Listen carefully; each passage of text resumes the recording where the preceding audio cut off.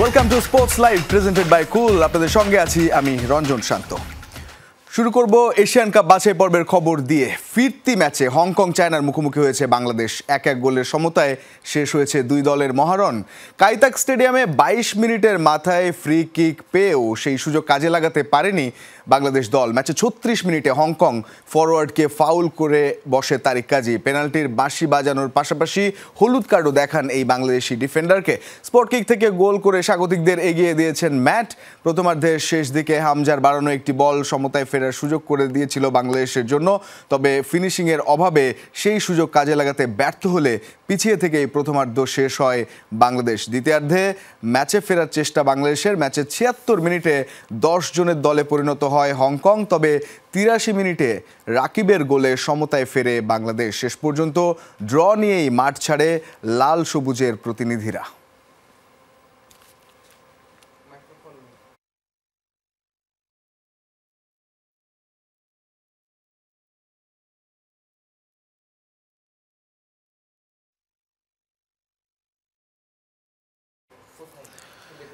ম্যাচটা দুর্দান্তভাবে জমে ওঠে এবং বাংলাদেশের এই মাঠে যে ম্যাচটা হয়েছিল ঠিক সেরকমই এক ধরনের একটা উত্তেজনার শেষ মুহূর্তে। তবে বাংলাদেশ ড্রটা করতে পেরেছে অ্যাটলিস্ট ঘরের মাঠে।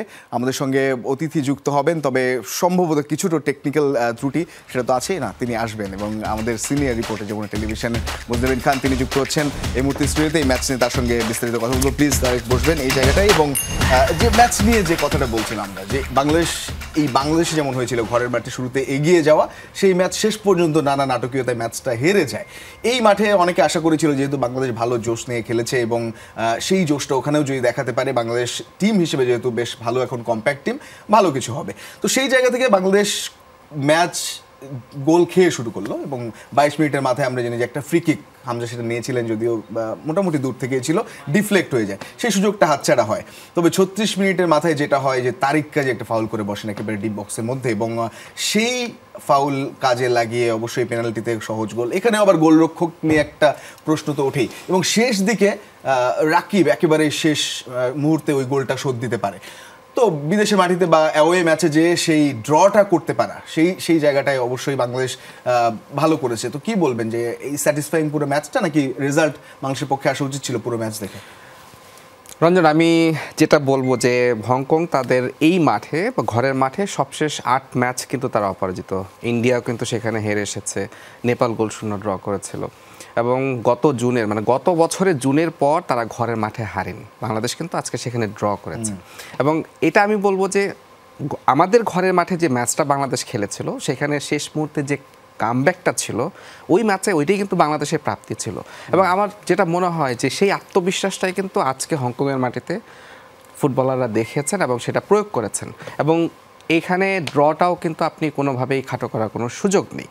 যেটি বলছেন যে হামজা ফ্রি কিকটা, এরকম ফ্রি কিকে প্রত্যেক দিন কিন্তু গোল হবে না। এটা ক্রিস্টিয়ানো রোনালদোও করতে পারেননি, মেসিও করতে পারেন না, হামজাও করতে পারবেন না। হয়তো 10টার মধ্যে 5টা হবে বা 3টা হবে, 7টা হবে না, এরকম এটা মেনে নিতে হবে। তারেক কাজী যে পেনাল্টিটা, এটা আসলেই কি বলবো যে এটা দুর্ভাগ্যজনক যে পেনাল্টিটা হয়েছে। হয়তো নাও হতে পারতো, কিন্তু রেফারির কাছে মনে হচ্ছে যে সেখানে হয়তো মিতুল মার্মা আরেকটু কনফিডেন্ট হলে হয়তো তিনি সেটা ফিরিয়ে দিতে পারতেন। সেটাও আসলে বললাম না, দিন যখন যার যেরকম যাবে সেটা হবে, এটা নিয়েও আপসেট হওয়ার কিছু নেই। তবে প্রাপ্তি তো অবশ্যই যে হংকংয়ের মাটিতে এত দর্শক আপনি দেখেছেন, প্রায় 45,000, তার মধ্যে 44,000 দর্শক কিন্তু হংকংয়ের, এবং সেই মাঠে আপনি শেষ মুহূর্তে গোল করে ড্র নিয়ে ফিরেছেন। আরেকটা প্লাস পয়েন্ট বলবো এই ম্যাচে যে বাংলাদেশ এই 83 মিনিটে গোল শোধ দেওয়ার পরে যদি আমরা বলি যে 7 মিনিট এবং 6 মিনিট এক্সট্রা টাইম, 13 মিনিট কিন্তু তারা আর গোল কনসিড করেনি। এটাও নিশ্চয়ই বাংলাদেশের পরের যে ম্যাচ হবে সেই ম্যাচটাতে অনেক বেশি আত্মবিশ্বাসী করবে হামজা জামালদের এবং এই ড্রটা একটু দরকার ছিল। হয়তো আমাদের সমীকরণ কি হবে কঠিন হয়ে গেছে বা হয়তো আর সুযোগ নেই, সেই হিসেবে না গিয়ে এই ড্রটা এই দলটার জন্য অনেক বেশি দরকার ছিল। কারণ যারা এখন ফুটবলে নতুন করে ফুটবল দেখছেন, ফুটবলের জোয়ারে গা ভাসিয়েছেন, তারাও কিন্তু এরকম একটা রেজাল্ট চাচ্ছিলেন, অ্যাটলিস্ট ড্র হোক। সেটা হয়তো ঘরের মাঠেই হতে পারতো, আনফর্চুনেটলি হয়নি, কিন্তু হংকংয়ে হয়েছে। আমি বলবো যে এটা অনেকটা জয়ের সমানই ড্র বাংলাদেশের জন্য। একেবারে ডু অর ডাই ছিল, বলা যায় যে ওই হিসেব নিকেশ মেলানো। কিন্তু আপনি বলছেন তার বাইরে এসে অ্যাজ এ টিম যে ধাপে ধাপে উন্নতি করছে একটা দল, সেই আত্মবিশ্বাসটা বাড়ানোর জন্য হলেও এই ধরনের একটা ড্র সেটাও অনেক বুস্ট আপ করবে দলকে। আজকের যে কাবরেরা প্রসঙ্গ যদি আসি, স্টার্টিং 11 যেভাবে মনে হয়েছে যে ফুল প্যাকড একটা স্টার্টিং 11, কোনো সমালোচনা ছাড়া এমন একটা দল নামানোর চেষ্টা করেছে, এবং দ্বিতীয়ার্ধেও জামাল ভুঁইয়া কিংবা নামিয়েছেন অন্যদেরও খুব দ্রুতই, ফাহমিদুলকে নামিয়েছেন। তো এই যে আজকে ক্যাবরেরার প্ল্যানটা কি মনে হয়েছে আপনার, কেমন? আমার কাছে একেবারেই কোনো অপ্রত্যাশিত বা একাদশ যদি বলেন সেটা একেবারেই মনে হয়নি, কারণ সমিত সোম গত ম্যাচ না খেলাটাই ছিল অপ্রত্যাশিত। সেখানে জায়ান আহমেদেরটা বলতে পারেন যে তিনি গত ম্যাচে মাঠে নেমে তার সামর্থ্যের প্রমাণ তিনি দিয়েছেন, এবং সেই জন্যই তিনি আজকে রাখা, এবং এটাও কিন্তু প্রত্যাশিত ছিল যে জায়ান আহমেদ লেফট উইং, কারণ ফাহিম খারাপ খেলেছিলেন, সেই জায়গাটা তিনি নিয়েছিলেন, এবং আজকে সেই এবং যদি জামালের কথা বলি, জামাল কিন্তু অনেকদিন ধরেই তিনি কিন্তু শুরুর একাদশে খেলেন না, যেহেতু তার বয়স একটা ফ্যাক্ট। এবং আপনি যদি পজিশন হিসাব করেন বাংলাদেশ দলে এখন হামজা, সমিত, তারা কিন্তু অলমোস্ট জামালের জায়গাটাই তারা খেলছেন। সেখানে আসলে কোচের সেই জায়গাটা রিপ্লেস করাটাও, কাকে রিপ্লেস করবেন সেই জায়গাটায়। তো জামাল শেষ মুহূর্তে এসে তার সেট পিস এবং নিচ থেকে খেলা ওঠানো, এই জায়গাটায় জামাল অনেক দিনের অভিজ্ঞতা, বাংলাদেশের জার্সিতে খেলছেন, সেই জায়গাটাই ক্যাবরেরা একটা বিষয় করছেন। তবে আমার কাছে আজকে একটা জিনিস খুব মনে হচ্ছিল, এটা আমরা আসলে কোচকে দোষ দিচ্ছি, কোচের সামর্থ্য এবং তার লেভেল দেখেই কিন্তু আমরা এই ক্যাবরেরাকে মনোনীত করেছি। হ্যাঁ, তো সেই জায়গাটায় ইভেন এই নতুন কমিটি আসার পরেও কিন্তু তার উপর আস্থা রেখেছে। আমার মনে হয় যে ভুলটা ওইখানেই ছিল, যখন আপনার দলে হামজা, সমিত এরকম ওয়ার্ল্ড ক্লাস প্লেয়ার যারা আসছেন, তাদের জন্য আসলে একটা ওয়ার্ল্ড ক্লাস কোচ দরকার, অ্যাটলিস্ট ক্যাবরেরার থেকে আরও ভালো মানের কোচ দরকার। কোচ কতটা ইম্পর্টেন্ট এটা আমরা সবাই কম বেশি জানি। মেসি আপনি যদি দেখেন, তার পুরো ক্যারিয়ারের পিকে বার্সেলোনার হয়ে সব জিতেছেন, কিন্তু আর্জেন্টিনার এমন একজন কোচ আসেননি যিনি মেসিকে দিয়ে ওয়ার্ল্ড কাপটা জেতাতে পারেন, যেটা গার্দিওলা, লুইস এনরিকে বার্সেলোনার হয়ে করেছিলেন, সেটা কিন্তু আর্জেন্টিনার কেউ করতে পারেননি। অবশেষে স্কালোনি আসলেন, সেই দলটাকেই তিনি জাস্ট গোছালেন, কোপা জিতলো, ওয়ার্ল্ড কাপ জিতলো, এবং এখন পর্যন্ত কিন্তু সেই জয়রথ চলছে। তো কোচ খুব ইম্পর্টেন্ট। আপনি মানে মেসির মতো প্লেয়ার বা হামজার মতো প্লেয়ার, তাদেরকে কোন কোচের অধীনে সাফল্য আনবেন সেটা কিন্তু আপনাকে সিলেক্ট করতে হবে। এখন আপনি বি ক্যাটাগরির কোচ দিয়ে যদি এ ক্লাসের পারফরমেন্স চান, সেটা খুবই অসম্ভব। হামজাকে রিড করা, হামজার ক্যালিভার কাজে লাগানো, সমিতকে কাজে লাগানো, একটা টিম তৈরি করা, সেই জায়গাগুলো নিয়ে আমাদের আসলে ভাবতে হবে। যেহেতু আমাদের মনে হয় যে এবারের এশিয়ান কাপ বাছাই পর্বটা অলমোস্ট শেষের দিকে, আর হয়তো আমাদের 2টা ম্যাচ বাকি থাকবে, তো সেখানে আর নতুন করে করার কিছু নেই। আবার এই মুহূর্তে কোচ চেঞ্জ করাটাও খুব কঠিন, নতুন আরেকজনকে এনে তাকে দিয়ে। আমার মনে হয় যে এই প্রক্রিয়াটা শেষ হওয়ার পর কোচের বিষয়ে হয়তো বাফুফে ভাববে, অলরেডি তাবিদ আউয়াল তিনি বলেছেন, এবং সেখানে একজন ভালো মানের কোচ যারা হামজা এবং জায়ান, সমিত এদেরকে কাজে লাগাতে পারবে, এবং আরও অনেক আপকামিং প্লেয়ার আছে। এটার সাথে আরেকটা জিনিস বলতে চাই, আপনি নিশ্চয়ই জানেন যে দর্শকরা হয়তো এতক্ষণে জেনে গেছেন যে হংকংয়ের এই দলটার প্রায় 13 জন প্লেয়ার, তারা কিন্তু ব্রাজিলের 5 জন, জার্মানি, ফ্রান্স এবং স্পেন, ক্যামেরুনের প্লেয়ার কিন্তু এখানে খেলছেন। সেই দলটা কিন্তু খুব যে ভালো খেলেছে তা কিন্তু না। আপনি যদি এবারে ওয়ার্ল্ড কাপ কোয়ালিফাই দেখেন, এই হংকং কিন্তু তারা কিন্তু সবশেষ এশিয়া কাপ খেলেছে, মূল পর্বে খেলেছে, তারা দ্বিতীয়বার কোয়ালিফাই করার জন্য লড়ছে। পারফরমেন্সে কিন্তু একদম আপনি 19-20 হতে পারে, আপনি বলতে পারেন, কিন্তু এটা 18-20 বলার সুযোগ নেই। তার মানে বাংলাদেশ খুব ভালো একটা জায়গায় আছে, তারা 18-তে নেই, তারা 19-এই আছে। সেটা 20 হলেই কিন্তু বাংলাদেশ ওয়ার্ল্ড কাপ কোয়ালিফাই করার, এশিয়ান কাপ কোয়ালিফাই করার সুযোগটা কিন্তু বাংলাদেশে খুব ভালোভাবে আছে। এটা আমাদেরকে বুঝতে হবে এবং এটা আমাদেরকে বিশ্বাস করতে হবে। আপনি যদি সিঙ্গাপুরের বিপক্ষে ম্যাচটাও কিন্তু আমরা খুব বাজে খেলে হেরেছি, এমন না যে সিঙ্গাপুর অনেক ভালো খেলেছে, ভালো খেলে তারা জিতেছে, তাও না। ভারতের সাথে ম্যাচটা আমরা জিততে পারতাম তাদের মাটিতে, কিন্তু সেইখানেও আমরা ড্র করেছি, এবং আমার বিশ্বাস আমাদের এইখানেও হয়তো আমরা ভারতের সাথে জিতবো এই ম্যাচটা। তো আপনি বলছেন লাস্ট যে 5-6টা ম্যাচও যদি আপনি দেখেন বা এশিয়ান কাপ বাছাই যদি আপনি দেখেন, সব দলই বাংলাদেশের চেয়ে বেশি শক্তির দল। তাদের সঙ্গে বাংলাদেশ মোটামুটি এক পেশে খেলা হয়নি, ফাইট দিয়েছে, একেবারে কাছাকাছি যে হেরেছে, ইভেন ঘরের মাঠে লিড নিয়ে শুরু করেছে ম্যাচ, তারপর শেষ দিকের একটা নাটকীয়তে ম্যাচটা হেরে গেল। এই ম্যাচটায় শুরুর দিকে গোল খেয়ে একেবারে শেষ দিকে গোল শোধ করা, মানে নেক টু নেক লড়াই করতে পেরেছে।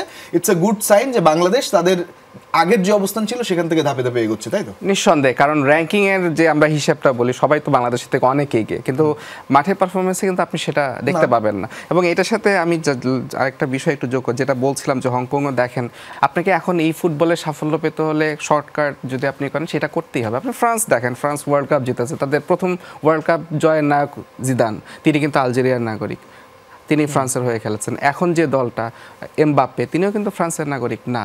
এভাবেই দল হচ্ছে এখন। এছাড়া আপনি যদি মিডল ইস্টে দেখেন, প্রত্যেকটা দেশেরই কিন্তু ফুটবলাররা কম বেশি আফ্রিকান বা প্রবাসী, এরকম তারা দল করছে।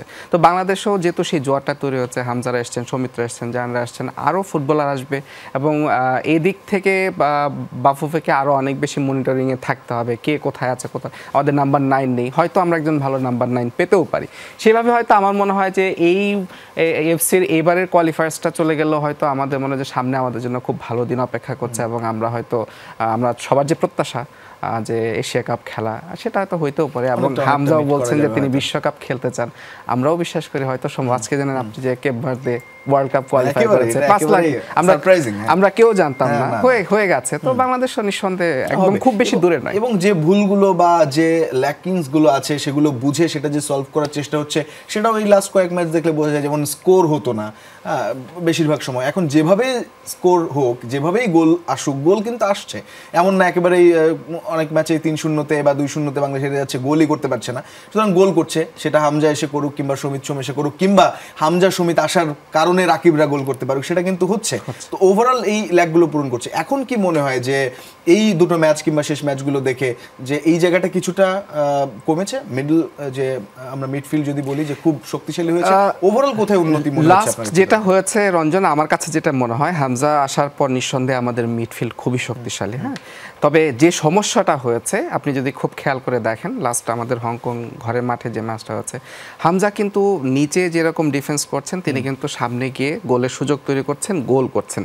কিন্তু একজন প্লেয়ার, তার তো একটা সামর্থ্য আছে, এখন সে যখন অ্যাটাকিংয়ে যাচ্ছে, গোল তৈরি করছে, কোনো কারণে কাউন্টার অ্যাটাক যখন আসছে, সেটা আমাদের ডিফেন্স কোনোভাবে সেটা প্রতিরোধ করতে পারছে না, বা হয়তো সেই সামর্থ্যের জায়গাটা আমাদের এখনও স্ট্রং হয় নাই, যে কারণে আমরা গোল কনসিড করছি। তো এই জায়গাটায় আমার কাছে মনে হয় যে আসলে ফুটবল তো 11 জনের খেলা, এখানে নিঃসন্দেহে হয়তো আপনি একক ক্যারিশমেটিক ক্যারেক্টার দিয়ে হয়তো আপনি অনেক কিছু করতে পারবেন, কিন্তু যেটা আমরা দেখতে পাচ্ছি যে আমাদের পজিশন ওয়াইজ কিছু, যেমন আমাদের লেফট ব্যাকে একটা শূন্যতা আছে। আজকেও দেখেন শাকিল আহাদ তপু, মানে জুনিয়র তপু, তিনি কিন্তু খুব যে গত ম্যাচটা কিন্তু খারাপ করেছেন, কিন্তু তার তো রিপ্লেসমেন্ট নেই, আপনি কাকে দিয়ে খেলাবেন? তো এই জায়গাগুলো যখন একটা একটা করে আমাদের এই শূন্যতাগুলো পূরণ হবে, হামজা নিশ্চয়ই তখন আরও অনেক বেশি স্বাচ্ছন্দ্যে খেলতে পারবেন, সেটা অ্যাটাকিং হোক বা প্লে মেকার হিসেবে হোক, তার জন্য কাজটা সহজ হবে। এভাবে যদি আমরা দেখি যে এখন নাম্বার 9-এর যে বিষয়টা আপনি বললেন যে হামজা নিজে গোল করে সামনে থেকে লিড দিচ্ছেন, যে হ্যাঁ গোল দেয়া যায়, তখন কিন্তু আমার যারা লোকাল আছে তারাও কিন্তু সেভাবে ইন্সপায়ার করা শুরু করছে। মোরসালিন তিনি দারুণ গোল করছেন, রাকিবও গোল করছেন, কাজটা সহজ হয়ে যায়। সেই জায়গাটায় আমার কাছে মনে হয় যে হয়তো এই ডিপেন্ডেন্সিটাও আমাদের কমাতে হবে। হামজা নাম্বার 9 নিশ্চয়ই হামজা হবেন না, সেটা সম্ভবও না। সেই জায়গায় আমাদের খুব ভালো একজন নাম্বার 9 আমাদেরকে খুঁজতে হবে, এবং আমাদের ডিফেন্স সেই জায়গাটাও নিঃসন্দেহে যারা ভালো বিকল্প হতে পারেন তাদেরকে খুঁজে বের করতে হবে। এবং গোল কিপিংয়ে আমি বলবো যে মিতুল ভালো করছেন, তবে আমার কাছে সবসময় মনে হয় যে তিনি আপ টু দ্য মার্ক না। এই জায়গাটা কি করা যেতে পারে? এই জায়গাটায় আমার কাছে আমাদের মনে হয় যে আমাদের বেস্ট অপশনটা আমরা ইউজ করছি না। আপনি যদি বলেন জিকোর খেলা আপনি দেখেছেন কিনা, আমি কাতারে গিয়ে দেখেছি, একদম কাতারের শক্তিশালী দল, তাদের বিরুদ্ধে জিকো অসাধারণ। তার সেন্স এবং বিশেষ করে যে টাইমিং সেন্স, এটা আনবিলিভেবল। এবং তিনি কিন্তু তার সাফ সেরা গোলরক্ষক হওয়া এটা ফ্লুক না, তিনি এটা প্রমাণ করেছেন, এবং তিনি আসলেই গোলসেন। সেই প্লেয়ারটাকে আপনি কোনো কারণ ছাড়া আপনি তাকে বাইরে রেখেছেন। আপনার সেরা সম্পদ বলবো তাকে, তার যদি ভুল থাকে, আর এই বছরে ভুল হবে এটাই স্বাভাবিক, অন্যরা যদি কামব্যাক করতে পারে তার সাথে ভুল করে, হোয়াই নট জিকো? এটাই। হ্যাঁ, জিকো আসলে আমার মনে হয় যে অ্যাটলিস্ট আগামী 5-7 বছর আমরা সেই শূন্যতাটা, গোল পোস্টের শূন্যতাটা, এবং জিকোর সাথে নিঃসন্দেহে মিতুল মার্মা বা শ্রাবণ যারা আছেন তারা আরও তৈরি হবেন। এই জায়গাটা আসলে ম্যানেজমেন্টের ভাবার একটা আমার মনে হয় সময় যে এসেছে। আদার্স যদি কোনো ইস্যু থাকে সেগুলো সলভ করে দেশের স্বার্থে এই জায়গাটা আসা উচিত। আমরা অনেকক্ষণ ধরে অপেক্ষা করছি আমাদের সহকর্মী মেহেদী নাইমের জন্য, যিনি এই মুহূর্তে হংকং চায়নার ম্যাচটা কভার করেছেন এবং পুরো এক্সপিরিয়েন্সটা করেছেন সেখানে। যদিও এই ধরনের ম্যাচ শেষে যেহেতু অনেক দর্শক ছিল এবং ঘরের মাঠে দারুণ সমর্থন পেয়েছে তারা, আমরা খেলা দেখার সময় দেখেছি। সেই ম্যাচ শেষে একটা আবহ স্টেডিয়ামের বাইরে কি হয় আমরা জানি, যে প্রচুর সেখানে ভিড়, সেখানে জ্যামার থাকে, অনেক কিছু থাকে। তো অনেকক্ষণ পর আমরা সহকর্মী মেহেদী নাইমকে সরাসরি যুক্ত করতে পেরেছি হংকং থেকে। নাইম, আশা করব আপনি শুনতে পাচ্ছেন আমাকে। মাঠের বাইরের পরিস্থিতি কিংবা দর্শকদের কি আবহ দেখছেন? কারণ যেভাবে রেড সি আমরা দেখছিলাম গ্যালারিতে, তাদের এক্সপেকটেশন নিশ্চয়ই ছিল যে এই ম্যাচে জয় ছাড়া কিছু ভাবছিল না। বাংলাদেশ শেষ দিকে একটা গোল শোধ দিয়ে ড্র করেছে ম্যাচটা। ওভারঅল ম্যাচ কেমন দেখেছেন, আবহ কেমন?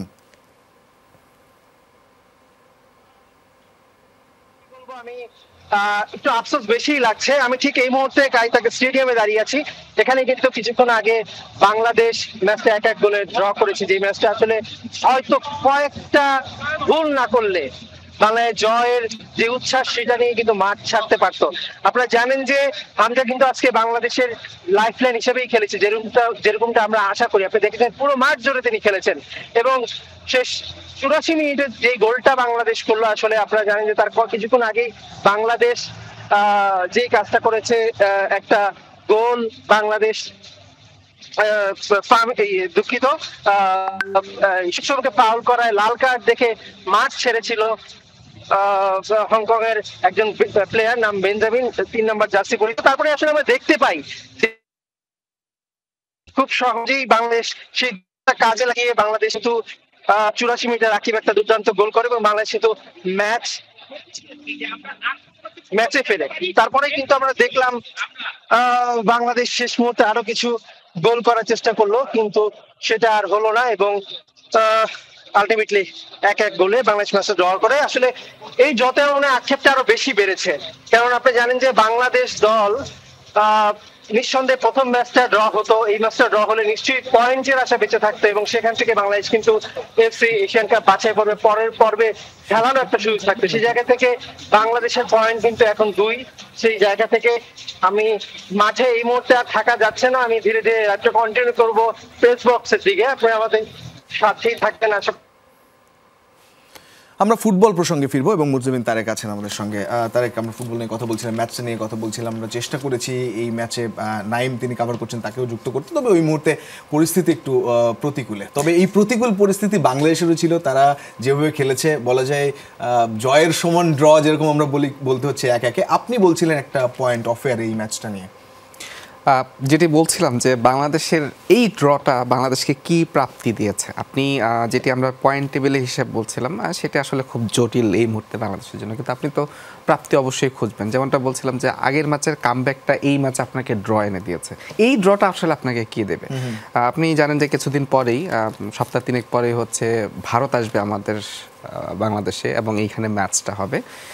আমার কাছে মনে হয়েছে যে এই যে প্রাপ্তি, ড্র, এই আত্মবিশ্বাস, এইটা ভারত ম্যাচে বাংলাদেশকে অনেক বেশি অনুপ্রাণিত করবে এবং আমার মনে হয় যে ভারতও মানসিকভাবে যখন তারা দেখবে যে হংকংয়ে তারা ম্যাচটা হেরেছে, বাংলাদেশ সেখানে ড্র করেছে এবং খুব ভালো খেলেছে, মানসিকভাবে একটু পিছিয়ে থাকবে ভারত। আর যেটা বলছিলাম যে আসলে আপনি যদি রাষ্ট্র বলেন বা পরিবার বলেন বা খেলায় বলেন, আপনাকে লিডারশিপের যে জায়গাটা, মানে আপনাকে স্বপ্ন দেখাতে হবে, আত্মবিশ্বাসটা এনে দিতে হবে। আমার মনে হয় যে হামজা তিনি এটা এনে দিয়েছেন। আপনি এখন আমাদের ফুটবলারদের বডি মুভমেন্ট বা বডি ল্যাঙ্গুয়েজ দেখলে আপনি বুঝতে পারবেন যে একজন লেস্টার সিটিতে খেলা ফুটবলারের সাথে ড্রেসিং রুম শেয়ার করছে, যেটা আমরা মনে আছে ক্রিকেটে যে সাকিব আইপিএলে কেন, নিশ্চয়ই মনে আছে 2019 বিশ্বকাপের আগে তিনি ম্যাচ খেলেননি কিন্তু ড্রেসিং রুম শেয়ার করেছেন, আলাদা প্র্যাকটিস করেছেন তাদের সাথে। তারপরে কি করলেন ওয়ার্ল্ড কাপে, সেই এক্সপিরিয়েন্সটা কিন্তু ওয়ার্ল্ড কাপে সাকিব নিশ্চয়ই বাংলাদেশের ইতিহাসে এটা অন্যতম সেরা পারফরমেন্স। ফুটবলটাও এরকমই, যে হামজাকে খুব কাছ থেকে দেখা, তার কাছ থেকে যে স্বপ্ন দেখা, যে হামজা যে বলেছেন যে আমি আসলে বিশ্বকাপ খেলতে চাই, এটা আসলে বলার জন্য বলা না, এটা তার বিশ্বাস। সেই বিশ্বাসটা আসলে শুধু হামজা না, বাকি যে 11 জন বা 23 জনের স্কোয়াড বলেন সবার মধ্যেই ছড়িয়েছে। আর এই বিশ্বাসটা আসলে ছড়িয়ে যাক পুরো বাংলাদেশেই, এই ড্র করতে করতে বাংলাদেশ একসময় নিয়মিত জিতুক সেই প্রত্যাশা। অসংখ্য ধন্যবাদ তাই আমাদের সঙ্গে যুক্ত হওয়ার জন্য। দর্শক, এই ছিল আজকের স্পোর্টস লাইভে। এতক্ষণ সঙ্গে থাকার জন্য সবাইকে ধন্যবাদ।